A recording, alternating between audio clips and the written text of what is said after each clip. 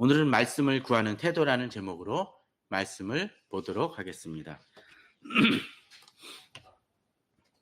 날씨가 많이 무덥고 덥습니다. 이럴 때 사실은 우리가 이렇게 살아야 된다라는 당연한 도리가 있음에도 불구하고 또 그렇게 살지 못할 때가 많습니다. 사람을 대하는 태도도 짜증이 많이 발생되어질 수도 있고, 또 어떤 일을 함에 있어서도 내가 정한 대로 또 원래 해야 되는 원칙대로 지도를 행하지 못할 때도 많이 있음을 보게 됩니다. 그런데 어떤 일을 행함에 있어서 우리가 결단하고 또 나는 이렇게 해야 된다라고 했다라는 것은 어떤 환경이나 조건에 상관없이 그 일을 정말 중요하기 때문에 그렇게 행하겠다라는 선언이고 결단입니다. 그런 일들을 하는 특별히 직업들이 있죠. 어떤 것들이 있나요? 요새 의료 갈등이 벌어지고 있는 의사들도 뭐가 있죠? 히포크라테스 선서를 하게 됩니다. 그걸 통해서 의사로서 이렇게 하겠다는 얘기를 합니다. 의사뿐입니까? 검사들도 그럴 것 같아요. 아마 검사 임명을 받을 때도 나는 검사로서 이렇게 하겠다고 얘기를 합니다. 어렸을 적 그 중고등학교 때도 뭐 학군단이라든가 그런 데 있을 때도 선서 같은 걸 하죠.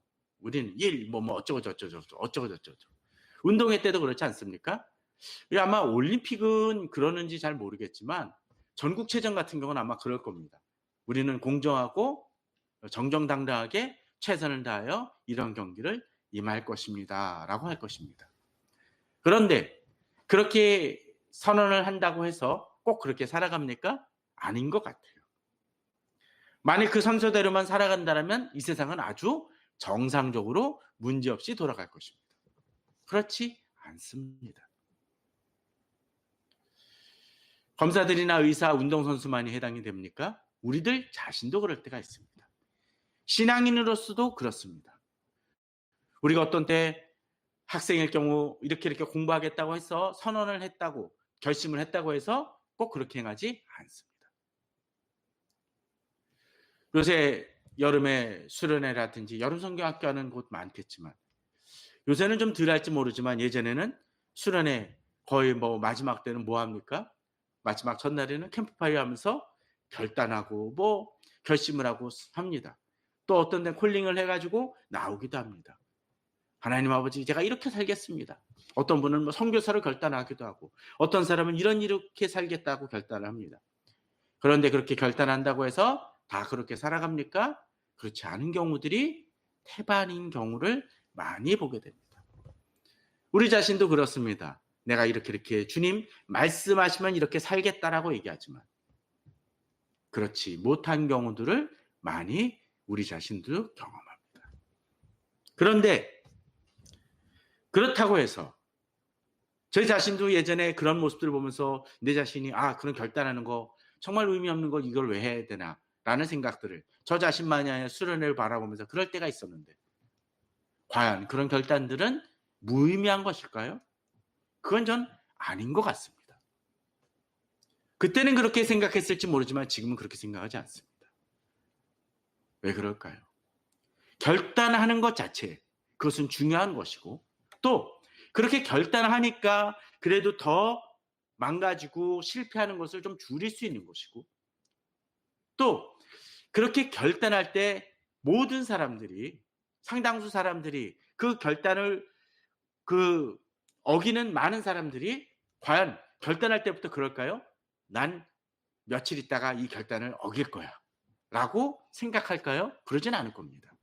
의사들도 마찬가지고 검사들도 마찬가지고 대통령이나 운동선수도 마찬가지일 것입니다. 학생들도 마찬가지일 것입니다. 목회자들도 역시 마찬가지입니다. 문제는 그 뒤에 변절되는 것이 많아요.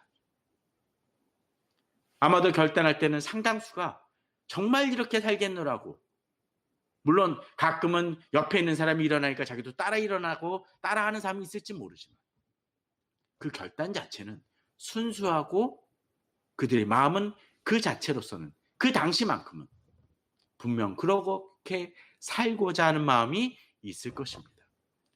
저는 오늘 본문을 통해서 그리고 다음 주에 이어지는 같은 본문들을 통해서 이 결단과 그것을 실천하는 문제에 대한 것을 좀 묵상해 봤으면 합니다. 그러기에 우리들은 그런 과정들을 통해서 우리가 어떻게 주님을 더욱더 따라야 되고 또 주님 앞에 어떻게 순수한 마음으로 말씀을 대하는지를 생각해 보기를 바랍니다. 오늘 본문 저희들이 예레미야 42장을 읽었습니다.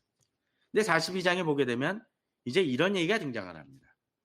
이에 모든 군대의 지휘관과 가레아의 아들 요하난과 호사의 아들 여사나와 백성이 낮은 자로부터 높은 자까지 다 나옵니다. 누구에게? 선지자 예레미야에게 나옵니다. 이들이 이렇게 나와 예레미야에게 말씀을 구하는 이유가 무엇일까요? 이미 유다는 망했습니다. 바벨론의 포로 잡혀갔고 남은 자들이 있었습니다. 그것을 지도하기 위해서 바벨론에서는 특별히 총독을 세워서 그 땅을 이스라엘 남은 유다 땅을 다스리게 했습니다. 그런데 이 땅에 위기가 닥칩니다. 이스마엘이라는 사람이 나타나서 이제 그 땅을 다스리고 있던 사람을 그다라를 없애고자 합니다. 그래서 오늘 본문에 등장하는 어떤 사람이요? 요하난이라는 사람이 이 위기를 그 총독에게 알려줍니다. 이걸 대비해야 된다. 위기가 닥친다. 그래서 40장에서 그런 일이 벌어지는데 결국 그 말에 주의하지 않았던 이 그다라는 결국 이스마엘이라는 사람을 통해서 살해당하고 맙니다. 이 살해당함으로 인해서 어떤 일이 벌어집니까? 결국 이들은 두려움을 가지게 됩니다. 왜냐하면 마치 바벨론에 의해서 침공을 받아서 거의 멸절되다시피 해서 겨우 남은 백성들인데 그곳을 다스리던 총독을 어떤 사람이 죽이고 나니까 어떤 일이 벌어지겠습니까? 아마 바벨론에서 이들은 반란이다 생각하고 몰려올 것이고 어쩌면 이들을 다 죽일지도 모른다는 두려움이 임합니다. 요하나는 민족을 위해서 이 남은 자들을 위해서 직언을 하고 이 문제를 풀려고 했는데 결국 듣지 않음으로 인해서 발생되었던 문제로 인해서 이 요하난과 그 무리들은 두려움을 가집니다. 그래서 오늘 본문 속에서 이렇게 나오는 것입니다. 근데 나오는데 어떡하나요? 모든 군대의 지휘관 또 백성의 낮은 자로부터 높은 까지 다 나왔다는 얘기는 모두 다 이들은 이 남은 유다 백성들이 다 위기다 생각을 해서 하나님의 뜻을 구하고자 예레미야에게 나온다는 것입니다. 그런 것 같아요. 정말로 공동체가 위기에 닥칠 때 위기를 위기로 인식하는 것은 참 중요한 것 같습니다. 특별히 이들은 어떤 사람이라고요? 바로 이런 위험과 위기와 어려움이 닥칠 수 있다는 것을 미리 경고했던 사람입니다. 가끔 그런 경우 있죠. 사고는 누가 치고 그걸 미리 경고했던 사람이 오히려 나중에 남아서 뒷수습하는 경우들을 많이 보게 됩니다. 지금의 경우가 그래요. 가끔씩 그런 경우들이 있지 않습니까? 어떤 문제 터지면 막 말은 많이 하는데 반대도 많이 하고 막 그러다가 정작 그들이 지적했던 데 그들이 원하던 대로 일이 안 풀리고 일이 어그러지고 공동체 위기가 닥치면 그때 막 여러 가지 말했던 사람들은 다 어디 가나요? 갑자기 다 사라져 버려요. 그러고 나서 어떡합니까? 계속적으로 걱정하고 비판하는 것으로 비춰졌던 사람들이 그 문제를 뒷수습하는 것을 많이 보게 됩니다. 오늘 본문도 그렇습니다. 이들이 이제 나옵니다. 나라를 걱정하고 나옵니다. 그러기 어떤 때 우리들은 이런 사람들을 주목해야 되고 사람들을 분별할 수 있는 눈이 있어야 됩니다. 정말로 공동체를 위하고 또는 나에게 직언하는 소리가 어떤 때는 쓰고 불편한 얘기를 할지라도 그 사람을 분별하여 그 이야기를 들을 수 있는 귀가 우리는 열려야 됩니다. 그런 사람일수록 어떤 때 내가 그 사람을 어떤 때는 싫어하고 비판하고 그러다가 정작 위기가 닥쳤을 때 그 사람들이 오히려 나를 진정한 친구로서 도와주는 경우들을 우리는 보게 됩니다. 그런 사람을 우리는 귀하게 여겨야 됩니다. 이들은 이제 예레미야에게 나옵니다. 예레미야에게 하나님의 말씀이 있음을 알기 때문에 이제 나옵니다. 2절은 그렇게 얘기하죠. 선지자 예레미야에게 이르되 당신은 우리의 탄원을 듣고, 울부짖음이죠. 간절한 간구입니다. 그걸 듣고 하나님께 기도해 달라고 얘기합니다. 그렇습니다. 위기가 닥칠 때 우리는 기도할 수 있어야 됩니다. 하나님께 비록 내가 실패하고 넘어지고 잘못된 것이 있더라도 하나님 앞에서 이 문제를 해결하고 길을 구하고자 하는 마음이 있어야 됩니다. 하나님은 나의 기도를 들으시는 분이기 때문입니다. 비록 내가 실패하고 넘어져도 나를 붙드시고 나를 다시 품어주시는 하나님께 우리는 하나님께 나아가야 됩니다. 이들은 올바른 선택을 했습니다. 그런데 이렇게 기도로 나아갈 때 우리 자신이 어떤 상태인지를 직시하는 것이 필요합니다. 본문을 잘 보십시오. 예레미야에게 기도를 요청을 하는데 자기들을 어떻게 표현하나요? 이 남아있는 모든 자라고 되어 있습니다. 또 뒤에도 어떻게 되어 있나요? 우리는 많은 사람 중에서 남은 적은 무리니라고 되어 있습니다. 원래는 어땠어요? 많은 사람들이었습니다. 유다 백성들은 그러했습니다. 정확하게 하면 이스라엘까지 품어서 하게 되면 더 많은 민족이었습니다. 그런데 그것이 어떻게 됐나요? 북이스라엘은 하나님 앞에 계속해서 불순종하다 먼저 망했습니다. 남아있던 유다마저도 결국 불순종으로 인해서 다 죽고 포로로 잡혀가고 남아있는 이들이 자기들입니다. 근데 그 남아있는 이들도 어떻게 돼요? 또 이스마엘의 반란으로 인해서 이제 또 다른 위기에 처한 상황입니다. 그렇습니다. 이건 자기 자신을 비하하는 것이 아니라 자기 자신이 어떤 상태인지, 자기들이 어떤 환경인지를 직시하는 것이 필요합니다. 어떤 사람은 상담을 할 때조차도 자기 자신을 자꾸 과시하고 드러내고 그러려고 합니다. 그럴 때는 어떻게 하나요? 문제 해결이 안 됩니다. 의사 선생님 앞에도 나올 때 굳이 그냥 가족들한테 끌려서 나오는 사람이 있습니다. 그런 사람은 아주 괜찮아요 라고만 얘기합니다. 그럼 제대로 진료가 이루어질 수 있습니까? 없습니다. 자기 자신을 진솔하게 내어놓을 수 있어야 됩니다. 기도 부탁할 때나 또는 기도를 요청할 때 이런 마음이 필요합니다. 자기 자신을 솔직히 최소한 중보 기도를 부탁하는 사람들한테는 자기 자신을 올곧게 내어놔야 됩니다. 그럴 때 치료가 가능해질 수 있습니다. 우리들은 우리 자신을 하나님 앞에 그렇게 진솔하게 내어놓아야 됩니다. 그럴 때만이 진정한 치료가 일어날 수 있습니다. 그리고 이들은 그 다음에 뭐라고 얘기하나요? 3절입니다. 당신의 하나님 여호와께서 우리가 마땅히 갈 길과 할 일을 보이시기를 원하나이다 라고 되어 있습니다. 저는 이 말이 무척 와닿았습니다. 마땅히 갈 길과 할 일을. 사실 원어상에서는 마땅이란 말이 거기에 해당되는 말이 없습니다. 영어 성경이나 그런 데를 봐도 잘 없습니다. 근데 이 개역 개정판은 이렇게 표현을 합니다. 마땅히 갈 길. 영어식으로 하면 뭐 어떤 단어가 될까요? 뭐 잘은 모르겠지만 뭐 동사로 따지면 뭐 must 정도가 될까요? 마땅히 해야만 하는 일, 당연히 해야 될 일, 당연히 갈 길. 당연히 갈 길이라는 것은 무엇일까요? 하나님 앞에서 어떻게 자신들이 나아가야 할 것. 내가 생각하는 것이나 다른 어떤 것들이 아니라 순수하게 하나님이 우리에게 갈 길을 보여달라고 요구하는 것입니다. 요청하는 것입니다. 이건 중요한 것 같아요.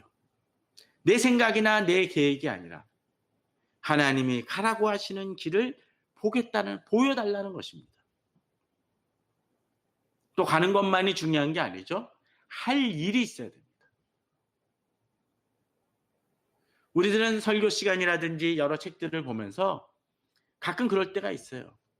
아, 목사님 말씀 참 좋습니다. 아, 이 책 참 좋아요. 라고 얘기하는데 정말로 마땅히 갈 길과 할 일을 깨달아 알아 가는 것은 전혀 다른 것 같아요. 은혜 받았다고 해서 사람이 바뀝니까? 저는 가끔 그런 생각들이 들어요. 뭐 여러 가지 사회 비판하는 그 영화라든지 책이 있습니다.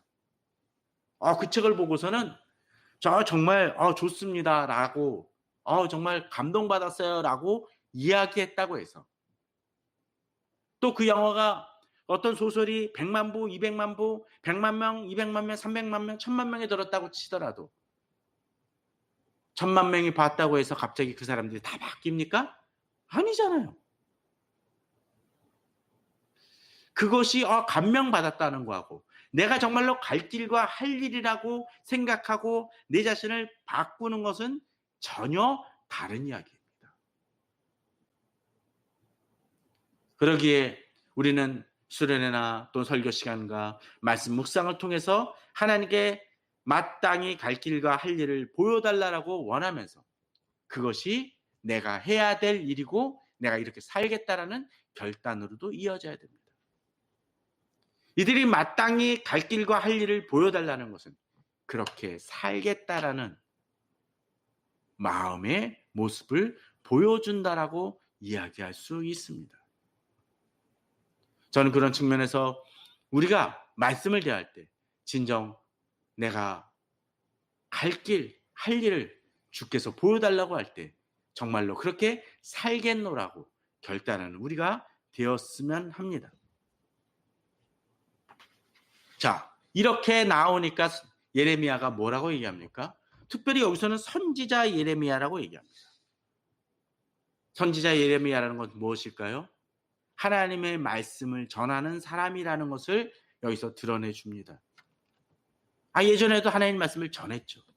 그런데 선지자 예레미야라는 것은 마땅히 갈 길과 할 일을 하나님을 통해서 보여달라는 이들에게는 바로 하나님의 말씀을 전하는 선지자로서 중요한 의미를 지니고 있기 때문입니다. 그러기에 이렇게 요청하는 사람에게 예레미야도 이야기합니다. 이들이 처음에 하나님에 대해서 뭐라고 얘기했습니까? 당신의 하나님 여호와라고 얘기했던 반면에 예레미야는 지금 여기서 뭐라고 얘기합니까? 너희 하나님 여호와입니다. 이들은 당신의 하나님이라고 이야기를 했지만 이제 그 하나님은 예레미야의 하나님만이 아니라 누구의 하나님? 바로 그들의 하나님이기도 하다라는 것입니다. 그리고 그들의 하나님께 기도하겠다는 것입니다. 예레미야의 하나님으로만 국한되어진다라면 그 하나님의 역사는 이들에게도 임하지 않을지도 모릅니다. 그러나 그 하나님은 예레미야의 하나님만이 아니라 이스라엘 백성들의 하나님이기도 합니다. 이 말씀은 우리에게도 동일하게 적용될 것입니다. 어느 목회자의 하나님만이 아니라 우리 모든 성도님들의 하나님입니다. 그러게 그 하나님은 목사나 어떤 특정한 사람에게만 이야기하는 것이 아니라 바로 우리들 자신 개개인에게 동일하게 말씀하신 하나님이라는 것입니다. 그러기에 하나님은 응답하시고 또 숨김없이 우리들에게 말씀하십니다. 하나님 말씀은 꼬여있고 수수께끼가 아닙니다. 우리에게 분명하게 보여주시는 하나님이라는 것입니다. 문제는 우리가 그 말씀을 열린 마음으로 받아야 된다는 겁니다. 마땅히 갈 길과 할 일이라는 마음으로 볼 때 주께서는 우리에게 숨김없이 드러내실 것이라는 것이죠. 이것이 말씀을 받는 사람의 태도이고 모습입니다. 자, 이랬더니 다시 이들도 이야기합니다. 우리가 당신 하나님 여호와께서 당신을 보내사 우리에게 이르시는 모든 말씀대로 행하리이다. 앞서는 마땅히 갈 길과 할 일을 보여달라고 얘기를 했다면 지금은 어떻게 하죠? 한 걸음 더 나아갑니다. 그 말씀대로 행하리이다라고 됩니다. 근데 그 말씀대로 행하는데 이 말씀은 어떤 말씀입니까? 모든 말씀입니다. 골고루 먹겠다는 것이죠. 다 먹겠다는 얘기입니다. 다 따르겠다는 것입니다. 가끔 의사 선생님이 처방전을 내리면 약을 주잖아요. 그럼 약이 한 무더기인 경우가 있습니다. 근데 그 약을 환자 임의로 골라서 먹는 경우들 있죠. 그죠? 그렇게 먹는 사람들 중에 어떻게 뭐 마약을 하는 사람들도 있어요. 그죠? 마약 중에서 마약 성분만 왕창 주문해 가지고 고기 하나만 빼먹습니다. 약이 치유가 아니라 어떤 일이 벌어지나요? 중독시키고 해가 됩니다. 꼭 그런 마약만이 아니더라도 어떤 사람이 자기 약을 자기가 의사 선생님이 말하고 상관없이 골라서 선택을 하면 이 사람은 병이 제대로 나을까요? 그럴 수 없을 것입니다.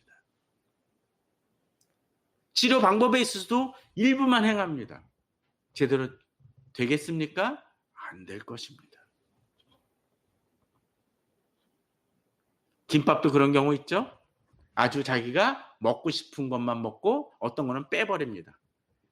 저는 오이를 왜 싫어하는지 모르겠죠. 오이 싫어하는 사람들은 오이도 빼는 사람들도 있죠. 또 뭘 빼는 사람들이 있습니다. 결국 그것들은 건강에 불균형을 이룰 수도 있을 것입니다. 말씀에 대해서 마찬가지입니다. 모든 말씀대로 행해야 된다라는 자세가 필요합니다. 또 하나님의 말씀을 왜곡하지 아니하고 진실하고 성실한 증인으로서 보여달라고 구해야 됩니다. 가끔 목회자도 세상에 들어와서 어느 정도의 말씀을 적당하게 전하는 이들도 있습니다. 그러나 하나님의 말씀을 전한다라면 진실하고 성실한 증인으로서 역할을 해야 됩니다. 우리가 대할 때도 마찬가지죠. 또 6절에서 이들이 말씀을 어떻게 대하고자 하는 모습이 나옵니다. 우리가 당신을 우리 하나님 여호와께 보냄은 그의 목소리가 우리에게 좋든지 좋지 않든지를 막론하고 순종하려 함이라라고 되어 있습니다. 이들이 하나님께 요청한 이 하나님의 말씀을 예레미야에게 부탁하면서 무엇입니까? 그저 그 말씀을 그냥 적당히 듣고 내가 골라서 듣겠다는 것이 아니라 어떻게 돼요? 좋든지 좋지 않든지. 이 말씀을 우리는 가끔 오해할 때가 있습니다. 좋든지 좋지 않든지. 이것이 잘못 해석하면 하나님의 말씀이 내가 득이 되기도 하지만 해가 되기도 한다라고 생각을 합니다. 근데 이것은 어떤 것입니까? 좋든지 좋지 않든지라는 거하고 내게 득이 된다는 것과 해가 된다는 것은 좀 다른 얘기인 것 같아요. 자, 간단히 얘기해서 약 같은 경우 생각해 봅시다. 이 약을 먹으면 병이 낫습니다. 치료가 되어진다고 쳐봅시다. 그런데 그 약들은 어떤 때 내가 먹기에 불편한 것이 있을 수 있죠. 그죠?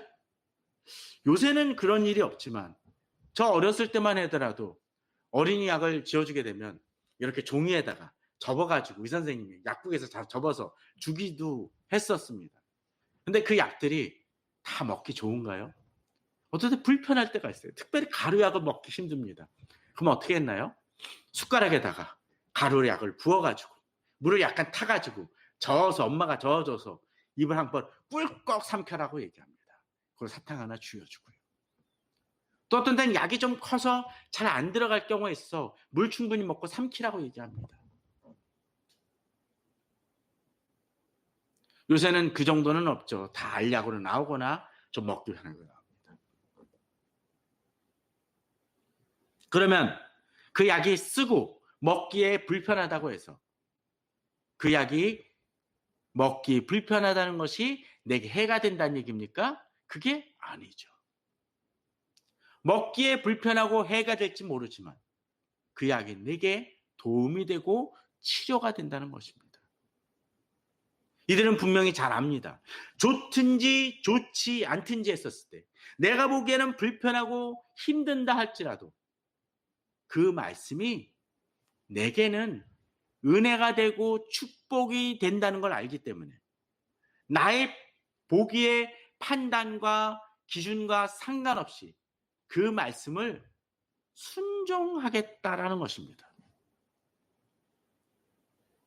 바로 뒤에서 바로 그 설명이 나오죠. 우리가 우리 하나님 여호와의 목소리를 순종하면, 그게 좋건 나쁘건 간에 순종하면 어떤 일이 벌어진다고요?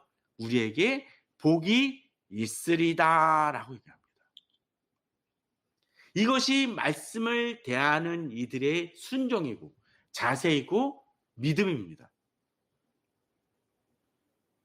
비록 보기에는 신뢰가 안 될 때도 있고 비록 보기에는 불편하기도 합니다. 한의원에 가서 침 맞아 보신 분들 있을 것입니다. 침 맞을 때 침 찌르면 저는 별로 두려움이 없긴 하지만 두려워하시는 분들이 있죠. 특별히 그 침이 예를 들자면 뭐 어디가 잠깐 뭐 발목이 아프다고 해서 발목만 놓습니까? 그렇지 않은 경우들이 많아요. 머리에다 꽂기도 하고 어떤 때는 이 얼굴에도 꽂기도 합니다. 위가 나쁠 때는 어떡하나요? 그 대침인지 중침인가 해가지고 이만한 침을 배에다 꽂습니다. 그럴 때 어떻게 하나요? 그냥 콕 찌르고 마나요? 막 틀어가지고 꽂기도 해요. 와, 그거 보면은 좀 속된 표현으로 살벌합니다. 그런데 신뢰가 있죠. 이렇게 하면 낫는다는 믿음이 있기 때문에 그걸 믿습니다.